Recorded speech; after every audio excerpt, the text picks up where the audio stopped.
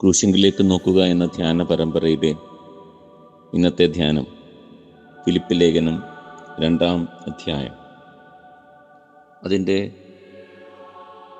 8-ാമത്തെ വാക്യത്തിൻ്റെ 2-ാം ഭാഗത്തെ ആസ്പദമാക്കിയുള്ളതാണ്. തന്നെത്താൻ താഴ്ത്തി മരണത്തോളം, ക്രൂശിലെ മരണത്തോളം തന്നെ. തന്നെത്താൻ താഴ്ത്തി മരണത്തോളം, ക്രൂശിലെ മരണത്തോളം തന്നെ. He lowered himself to the death on the cross.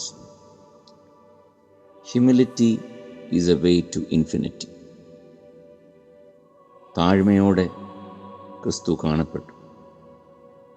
താൻ ദൈവപുത്രനായിരിക്കെ, സകലത്തിനും അധികാരിയായിരിക്കെ, സകലത്തിനും ഉടമസ്ഥനായിരിക്കെ, സകല രാജാക്കന്മാരുടെയും രാജാവായിരിക്കെ, താൻ പ്രജകളാൽ വിസ്തരിക്കപ്പെടുകയും തൻ്റെ സൃഷ്ടിയാൽ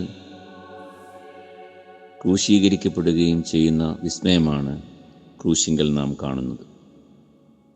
താഴ്മയാണ് ദൈവികതയുടെ ഉന്നതഭാവം. ദൈവികതയിലേക്ക് സഞ്ചരിക്കുന്ന ഏതൊരാളും താഴ്മയുടെ ആഴങ്ങളിലേക്കാണ് സഞ്ചരിക്കുന്നത്. വിനയവും താഴ്മയും സൗമ്യതയും, അതാണ് ക്രൂശിങ്കൽ നാം കാണുന്നത്.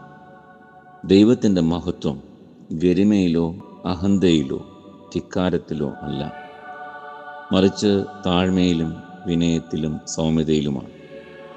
ക്രൂശിങ്കലാണ് തൻ്റെ ശക്തി ഏറ്റവും വെളിപ്പെടുത്തുന്നത്. എന്നാൽ ആ ശക്തി വിനയത്തിൻ്റെ ശക്തിയാണ്, താഴ്മയുടെ ശക്തിയാണ്, എളിമയുടെ ശക്തിയാണ്.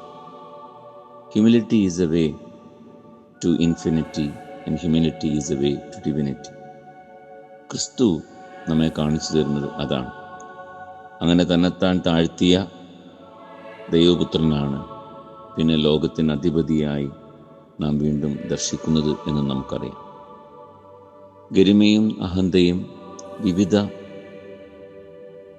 അഹങ്കാരങ്ങളും വിവിധ പ്രകാരേണ ലോകത്തിൽ വാഴുകയും ലോകത്തെ വിളിക്കുകയും ചെയ്യുന്നു. അവിടെ ക്രിസ്തുവിൻ്റെ ക്രൂശിങ്കിലെ താഴ്മ, ക്രൂശിങ്കിലെ എളിമ നമുക്കെല്ലാവർക്കും ഒരു പാഠമാണ്.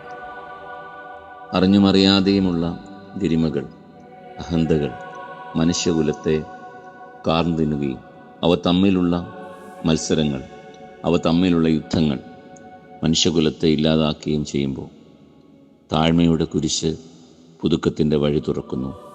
താഴ്മയുടെ കുരിശ് മാനസാന്തരത്തിൻ്റെ വഴി തുറക്കുന്നു. ക്രിസ്തുവിൻ്റെ താഴ്മ മനുഷ്യകുലത്തെ ദൈവത്തിങ്കിലേക്ക് ഉയർത്തുന്നു. ആമേൻ.